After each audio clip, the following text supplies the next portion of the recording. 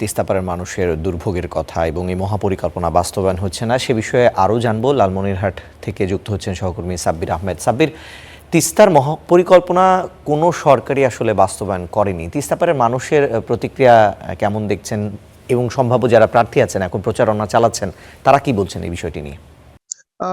আসলে এই তিস্তাকে নিয়ে বছরের পর বছর ধরে রাজনীতি হয়েছে। এখানকার যে স্থানীয় যারা ইতোপূর্বে সংসদ সদস্য নির্বাচিত হয়েছেন তারা বছরের পর বছর এই তিস্তাকে নিয়ে বিভিন্ন ধরনের ইস্তেহার পরিকল্পনা দিয়েছেন এবং জাতীয় যে নেতারা রয়েছেন তারাও এই তিস্তাকে নিয়ে বারবার বিভিন্ন ধরনের প্রতিশ্রুতি দিয়ে আসছিল।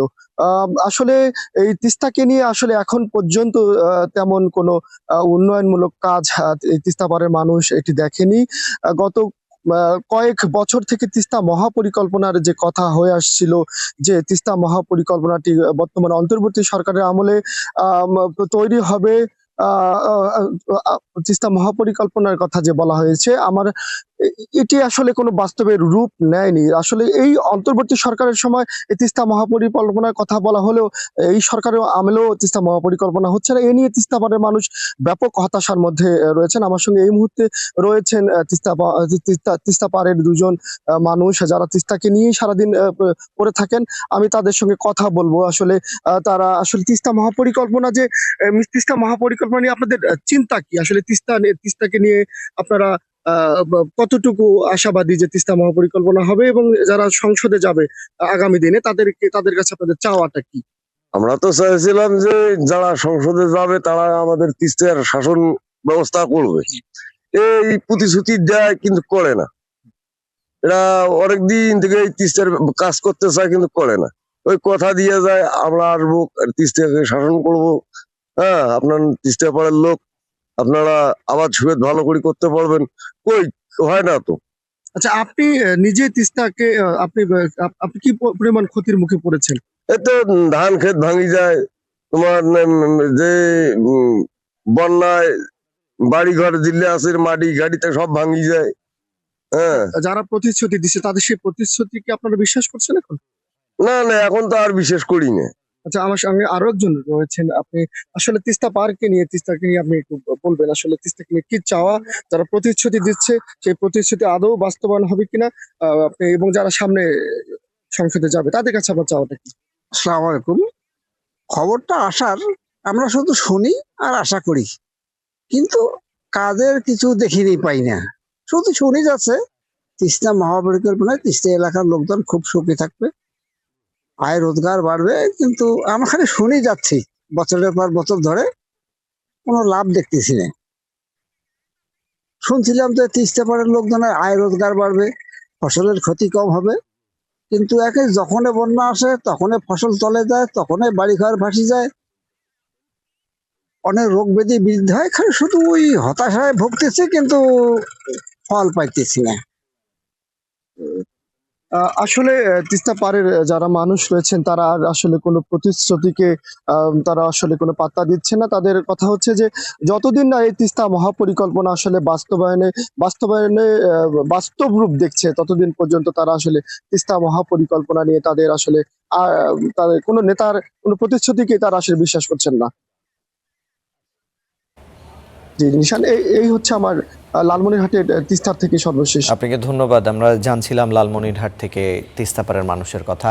এ পর্যায়ে আমরা এই তিস্তাপাড়ের মানুষের আরও গল্প জানতে চাই। নীলফামারী থেকে যুক্ত হচ্ছেন সহকর্মী পারভেজ রুবেল, তার কাছ থেকে এই বিষয়ে জানবো। পারভেজ, এই তিস্তা মহাপরিকল্পনা বাস্তবায়ন হচ্ছে না, সরকার আসছে আবার যাচ্ছে, সামনে নির্বাচন, প্রার্থীরা কি বলছেন, ভোটাররা এ বিষয় নিয়ে কি প্রতিক্রিয়া জানাচ্ছে জানাবেন। প্রতীক বরাদ্দের পর থেকে সারা দেশের ন্যায় নীলফামারী জেলায় কিন্তু একটা নীলফামারী ভোটের আমেজ তৈরি হয়েছে।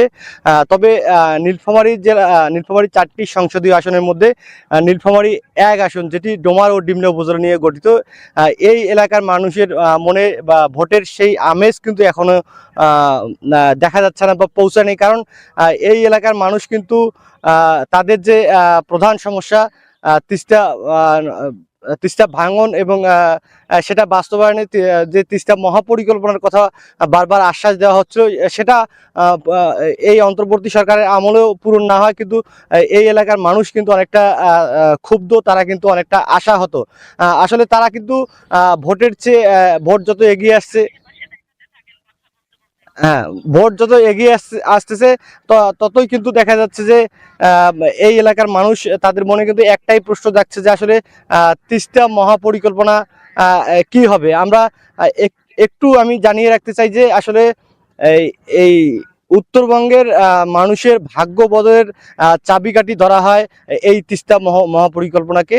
আহ, বিগত সরকারের আমলে বারবার এই তিস্তা মহাপরিকল্পনা বাস্তবায়নের যে আশার বাণী শোনা হয়েছিল, সেটি কিন্তু আশার বাণীতেই থেকে গেছে, বাস্তবায়ন হয়নি।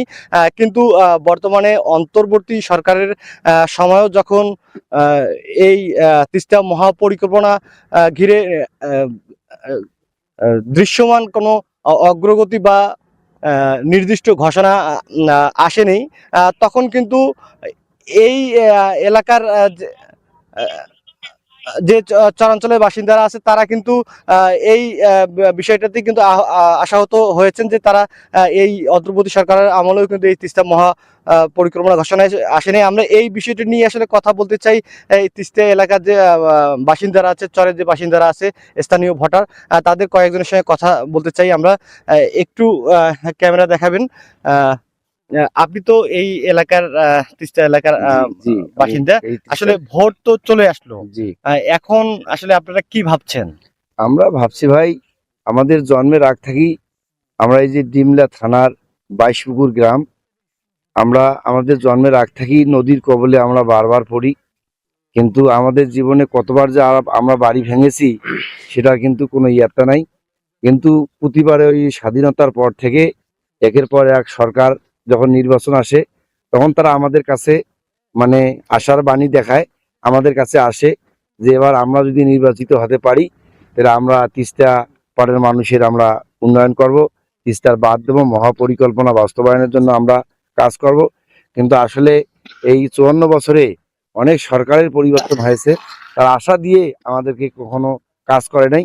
তাদের অনেক সরকারের পরিবর্তন হয়েছে কিন্তু তিস্তা পাড়ের মানুষের কোনো ভাগ্যের আমাদের পরিবর্তন হয় নাই। আচ্ছা, ধন্যবাদ। আমরা এখানে একজন আমাদের মধ্যে তরুণ একজন ভোটার উপস্থিত আছেন, আমরা একটু তার কাছে জানতে চাবো। আসলে ভোট এসেছে, প্রার্থীরা আসছেন, তারা কিন্তু ভোট চাচ্ছেন, আপনারা কি বলছেন তাদেরকে? যে তিস্তা অঞ্চলের মানুষ হিসাবে আমাদের যেটা প্রাপ্য, আমরা চাই তিস্তা মহাপরিকল্পনা বাস্তবায়ন হোক, তিস্তা আমাদের স্থায়ী একটা বাঁধ হোক, যে বাঁধের মাধ্যমে আমরা তিস্তা অঞ্চলের মানুষ আমরা স্বাধীনভাবে বসবাস করতে পারবো। কেননা দেখা যাচ্ছে যে তিস্তার পানি যখন চলে আসে আমাদের কোনো নির্দেশনা ছাড়াই আমাদের বাড়িতে পানি ঢুকে যায়, আমাদের জমিতে পানি ঢুকে। ধন্যবাদ। আমরা আসলে ভোটারদের কাছ থেকে শোনার চেষ্টা করছিলাম তাদের চিন্তা ভাবনা। যেটি বলছিলাম যে এই এলাকার ভোটাররা কিন্তু এখন অনেকটাই সচেতন, তারা কিন্তু আর প্রতিশ্রুতিতে বিশ্বাস করতে চায় না। তারা আসলে দেখা যাচ্ছে এমন প্রার্থী চান যার অবস্থান তিস্তা যুক্ত হবার জন্য আমরা তিস্তা পাড়ের মানুষের গল্প জানছিলাম।